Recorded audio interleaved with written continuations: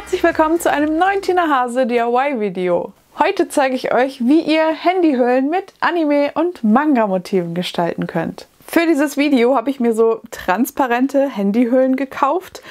Ich habe meine im Internet bestellt. In der Videobeschreibung findet ihr einen Link. Natürlich müsst ihr darauf achten, dass ihr die richtigen Handyhüllen für euer Modell bestellt. Es gibt zum Beispiel auch solche transparenten Hüllen im 1-Euro-Laden, bei Teddy oder bei Action gibt es die auch manchmal. Wie gesagt, ich habe meine im Internet recht günstig bestellt. Und ja, ich finde einfach, die sind perfekt, um sie selbst zu gestalten. Wie immer, wenn dir das Video gefällt, dann gib ihm unbedingt einen Daumen. Abonniere auch meinen Kanal, damit du keine Videos mehr verpasst. Und wenn du natürlich Freunde hast, die Anime und Manga genauso lieben wie du, dann teile meine Videos auch super gerne. Darüber würde ich mich sehr freuen. Und dann würde ich auch schon sagen, legen wir erstmal los. Ich habe heute 4 Ideen für Anime- und Manga-Handyhüllen für euch.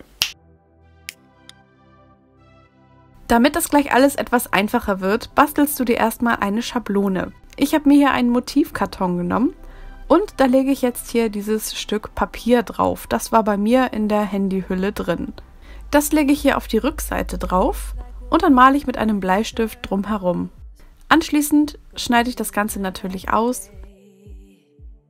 Dann lege ich mir mein Papier wieder in meine Handyhülle rein. Ganz wichtig, das Bunte habe ich hier so nach außen zeigen lassen, damit ich gleich auch noch weiß, wo die Außenseite von meiner Handyhülle ist und ich nicht aus Versehen falsch herum bastel.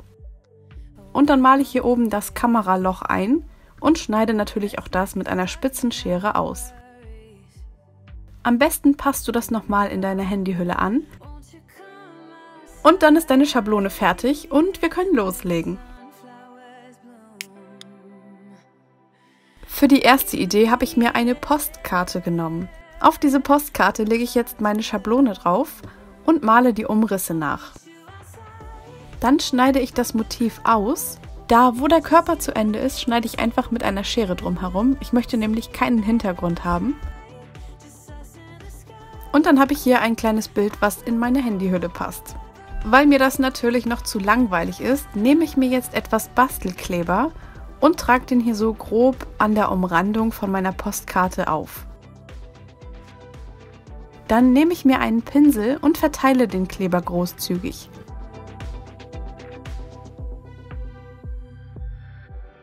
Und dann streue ich da Glitzer drauf. Ich nehme ganz viel Verschiedenes, etwas größere Körner, kleinere Körner, dann habe ich noch kleine Sterne. Und dann lasse ich den Kleber erst einmal eine Weile antrocknen. Jetzt nehme ich nochmal meinen Pinsel zur Hand und verteile den Kleber und das Glitter noch ein bisschen mit dem Pinsel. Weil auf dieser gummimäßigen Oberfläche kann es sein, dass sich der Kleber etwas zurückzieht und das sieht dann nicht ganz so schön aus. Und dann lasse ich den Kleber erst einmal trocknen. Wenn er getrocknet ist, ist der Kleber durchsichtig und man sieht nur noch das Glitter. Jetzt kann ich mein Postkartenbild wieder reinlegen und dann ist die erste Handyhüllenidee auch schon fertig.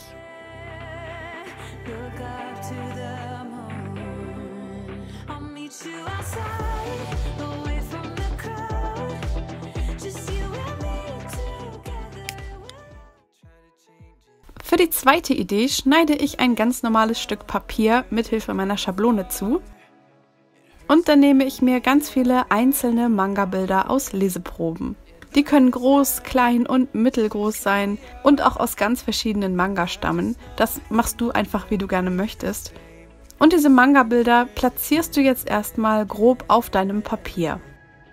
Es könnte natürlich sein, dass du nochmal etwas nachschneiden musst. Und wenn die Bilder so angeordnet sind, wie es dir gefällt, dann nimmst du dir einfach einen ganz normalen Klebestift und klebst die Manga-Schnipsel auf.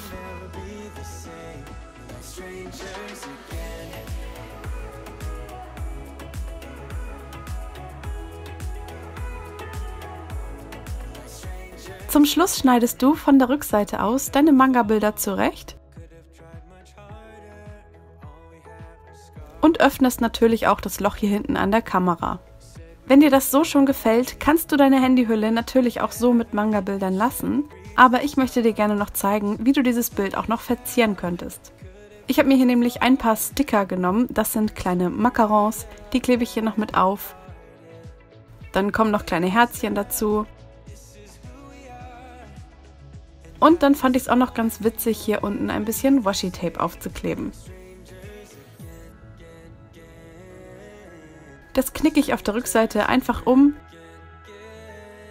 und dann lege ich mein Manga-Bild wieder in meine Handyhülle rein. Und dann ist auch die nächste Idee schon fertig.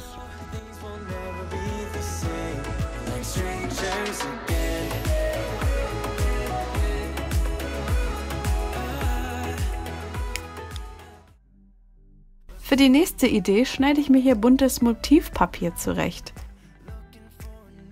Da lasse ich das Kameraloch erstmal geschlossen und dann habe ich hier so ein buntes Manga-Bild aus einer Leseprobe gefunden und das schneide ich jetzt erst einmal aus.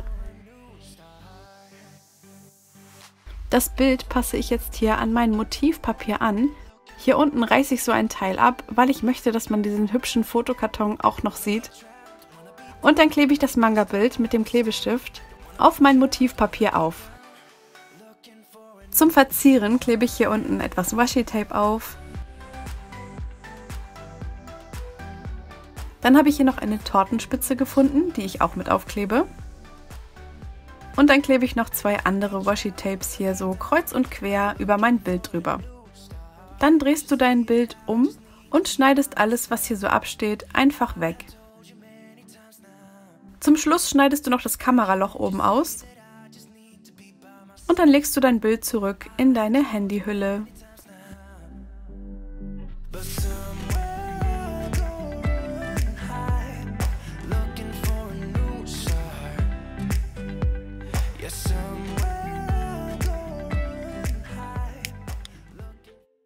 Und zum Abschluss habe ich noch eine richtig coole Anime-Idee für dich. Dafür suchst du dir ein Anime-Bild raus. Ich habe hier so ein Poster von The Rising of the Shield Hero gefunden und da platziere ich jetzt meine Handyhülle drauf und male die Umrisse von Raphtalia mit einem Permanentmarker nach. Ich benutze hier einen feinen Sharpie, weil das einfach mein absoluter Lieblingsstift ist. Also den habe ich schon so oft für verschiedene Projekte benutzt. Den kann ich euch wirklich empfehlen.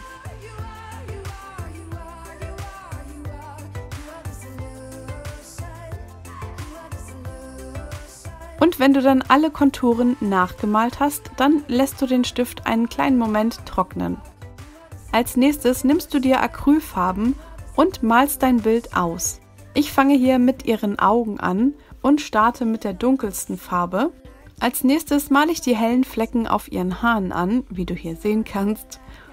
Und ein Tipp von mir: Wenn du auf Kunststoff oder Gummioberflächen mit Acrylfarbe malst, dann kannst du zu deiner Farbe einen kleinen Tropfen von diesem Bastelkleber hinzufügen. Dann hält die Farbe besser und sie zieht sich nicht so sehr zurück. Und so malst du dann Schicht für Schicht von der Acrylfarbe auf. Das ist ein bisschen so wie Glass Painting. Falls dich das Thema interessiert, habe ich dir hier oben noch ein Video dazu verlinkt. Am besten lässt du jede Schicht Farbe erst einmal ein bisschen antrocknen, bevor du die nächste Schicht darüber aufträgst. Ich verwende wirklich immer so die billigste Acrylfarbe, glaube ich, die ich finden kann.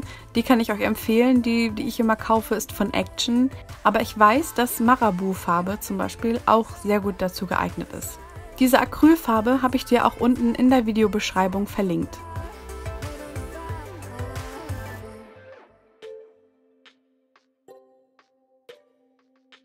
Jetzt habe ich die Haare fertig angemalt und male die Augen mit Weiß nach. Am besten drehst du das Bild immer mal wieder um auch zu sehen, ob du wirklich alles angemalt hast oder ob irgendwo noch kleine Lücken zwischen der Kontur und der Acrylfarbe zu finden sind.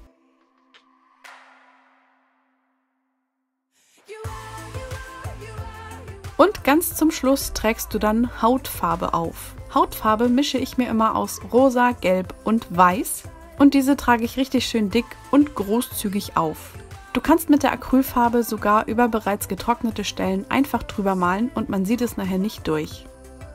Und wenn du dann alles fertig angemalt hast und die Acrylfarbe komplett getrocknet ist, dann ist deine Anime-Handyhülle auch schon fertig.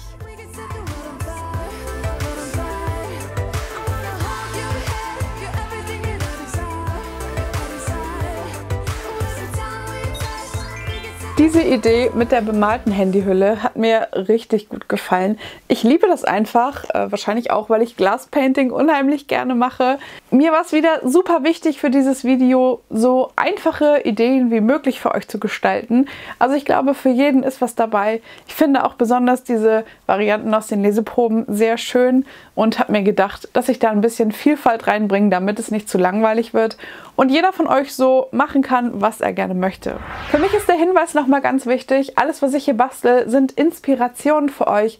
Also das sind keine starren Anleitungen, die ihr genauso nachmachen müsst, wie ich sie hier gebastelt habe, sondern ihr nehmt einfach die Motive, die Anime und Manga, die euch gefallen und bastelt dann etwas Schönes für euch selber daraus.